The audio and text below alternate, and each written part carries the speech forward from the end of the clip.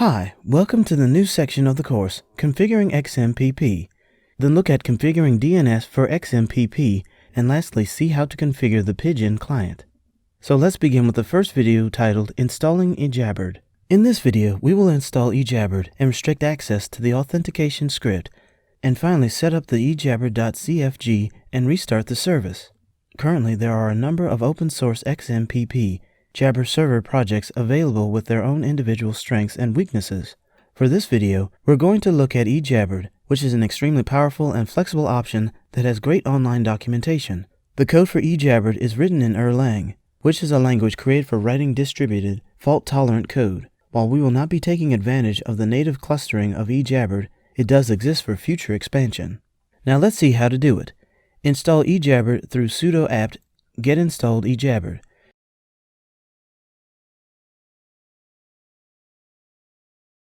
Restrict access to the authentication script using the commands which you are seeing on the screen. Now set up the PAM configuration using these commands. Set up etc ejabberd, ejabberd.cfg, and add these lines of code.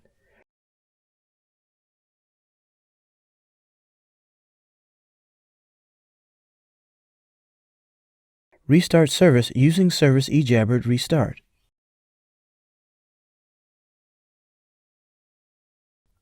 Nice! Now after installing it, let's see how it works. The Ubuntu package for ejabberd provides a reasonable start for a configuration, which is well commented and provides some reasonable defaults. Rather than attempt to massage their configuration to meet our needs, we create a new configuration from scratch. While we will be discussing the options which we are configuring, we may find it helpful to also read through the stock configuration in order to learn about some of the additional options that ejabberd can provide for you. Configuring authentication. Ejabberd has the ability to tie into multiple authentication sources, including its own built-in user management service, leveraging its local database. In our case, we are going to tie ejabberd into our existing system accounts by leveraging the service's PAM authentication options.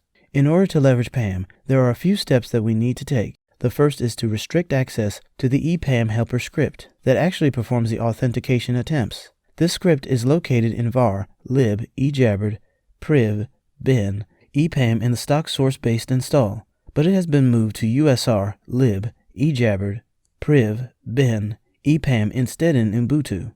We need to make sure it is set UID and restricted to just root user and the ejabberd group. The next step is to make sure that we have a PAM configuration for the ejabberd service by populating etc pam.d ejabberd. We have included an example PAM configuration, but you can write more complex rules for PAM as well. Finally, we tell ejabberd itself in ejabberd.cfg to use PAM authentication by setting. Configuring listening ports. The configuration also has a section labeled Listen, which defines the network ports that ejabberd service should listen on. The three services that we have listed have unique uses. You can choose the services you'd like to enable based upon your use case. C2S service. This section defines the C2S or client-to-server service.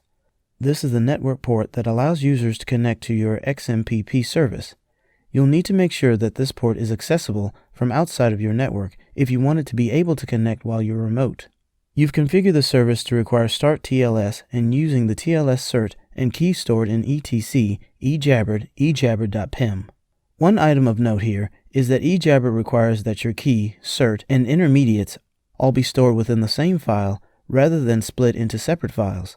The configuration also states, which means that the CS2 access control method should be applied to the service. The access control method is defined like this. This access control segment directs us to deny access to anyone who is on the admin maintain block list and allow access to everyone else. Similarly, sharper C2S_sharper directs to use the C2S_sharper rule, which is defined as you can see here.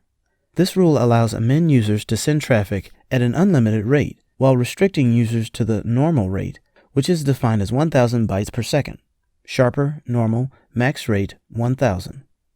And finally, we define the max_stanza_size, which is the maximum size in bytes of an XML stanza sent by the client. This simply limits the size of the message that you're allowed to send. S2S service. S2S uses a dial-back method for communication, meaning that your server connects to the remote server's S2S service on port 5269, which in turn triggers the remote server to connect to port 5269 on your system. The usage of two distinct TCP connections for sending and receiving messages provides additional protections against message spoofing by requiring that both sides initiate their own connection to the published DNS record for the other services. Here we define the S2S, or server-to-server inbound message service.